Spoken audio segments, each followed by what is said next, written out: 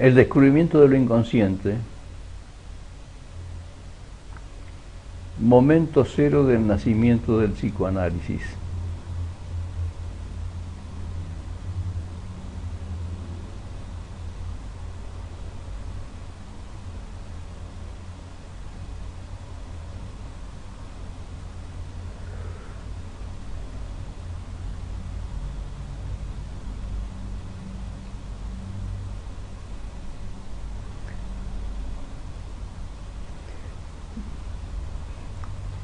La primera paciente del psicoanálisis fue Ana O, que fue una paciente de Joseph Breuer. Esto fue a fines del siglo XIX, alrededor del año 1880-81.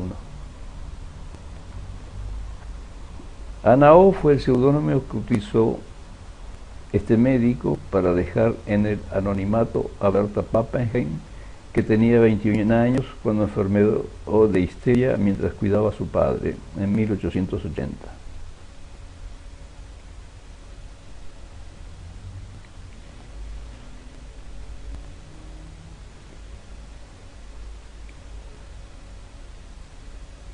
Berta sufrió de parálisis de los miembros, de estrabismo convergente, graves trastornos de la visión, una gran incapacidad para alimentarse y una fuerte tos.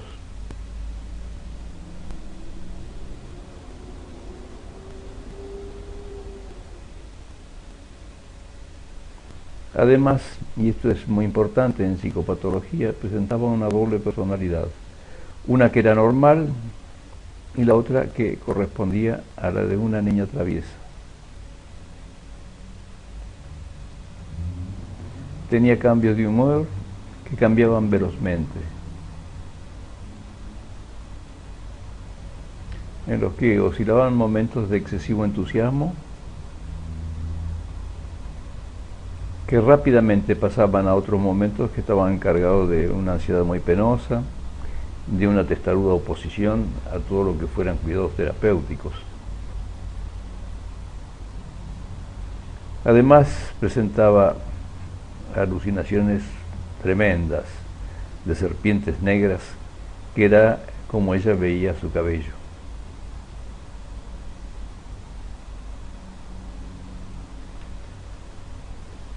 Todo esto ocurría cambiando con momentos de claridad mental en los cuales se quejaba de pensamientos oscuros,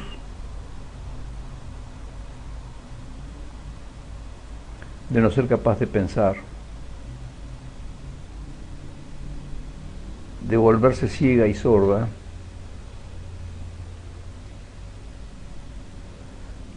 y de tener dos personalidades, una auténtica y la otra mala, que la obligaban a portarse de manera muy reprobable.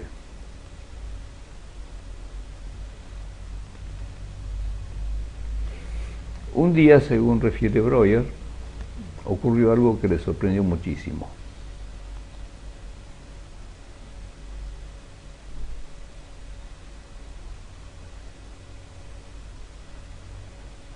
Estaban en pleno verano y la enferma, por una causa inexplicable, no podía beber ninguna clase de líquidos.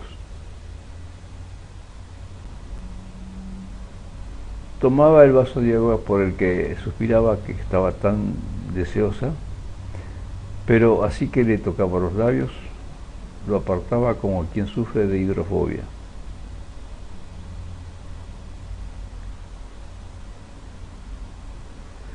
Mientras lo hacía, se hallaba a todas luces ausente durante un par de segundos. Ahora, estas ausencias eran propias de los estados hipnoides que Breuer estaba estudiando y que consideraba que eran muy importantes para la comprensión de los cuadros de las histerias, que en ese momento estaban preocupando mucho por la forma como se presentaban, por lo menos en esa comunidad que era la sociedad vienesa de fines del siglo XIX.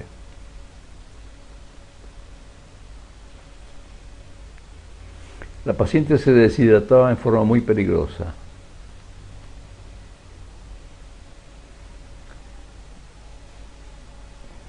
Ahora, el doctor Breuer llegó a pensar que Ana O estaba en peligro de muerte si no lograba ingerir líquidos.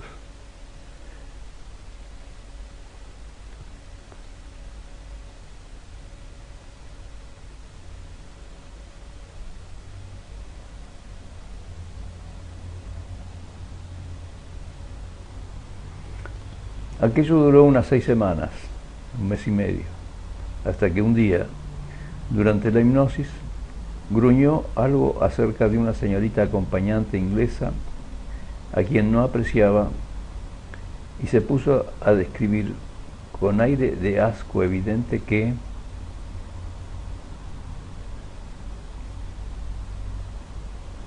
en una ocasión ella había entrado en el retrete y entonces vio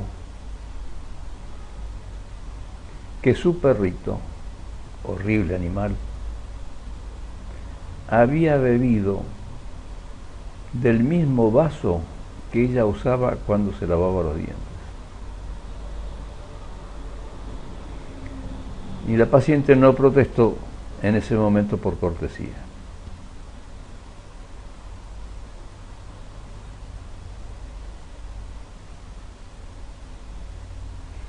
Tras expresar durante la hipnosis la enérgica cólera que la había dominado, tomó una bebida, apuró gran cantidad de agua sin dificultad y despertó con el vaso en la boca.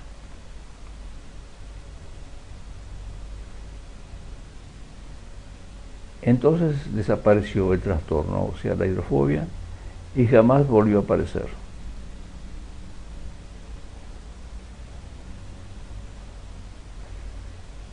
Tanto Berta como Breuer comprendieron la gran importancia de este episodio.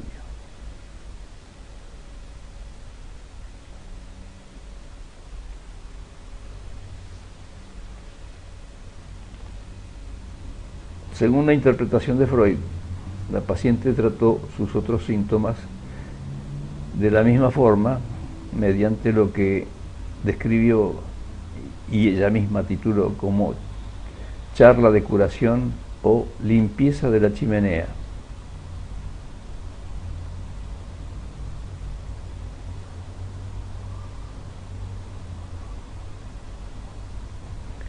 La paciente avanzó un gran paso cuando el primero de sus síntomas crónicos más importantes desapareció también de la misma manera, de igual modo, que era la contracción de su pierna derecha, que se había achicado mucho.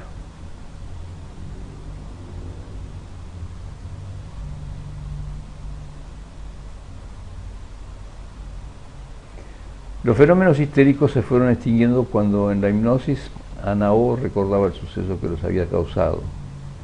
Esto permitió crear un procedimiento técnico terapéutico cuya consistencia lógica y aplicación sistemática fue muy importante: el psicoanálisis.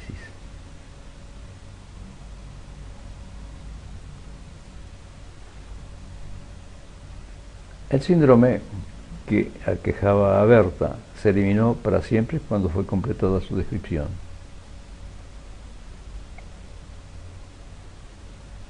Breuer entonces escribió: mi mérito se redujo en esencia a reconocer la importancia de la enfermedad, tan fuera de lo común desde el punto de vista científico,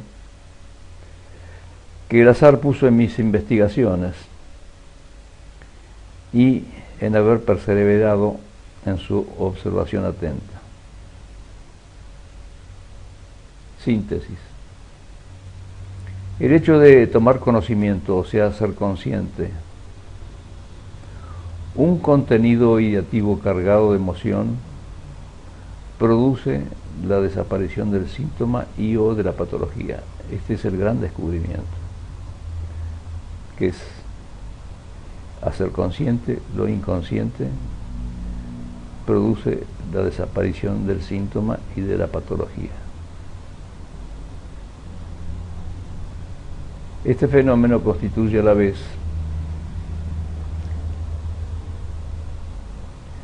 el descubrimiento que origina una hipótesis o teoría, y 2, la justificación de dicha hipótesis.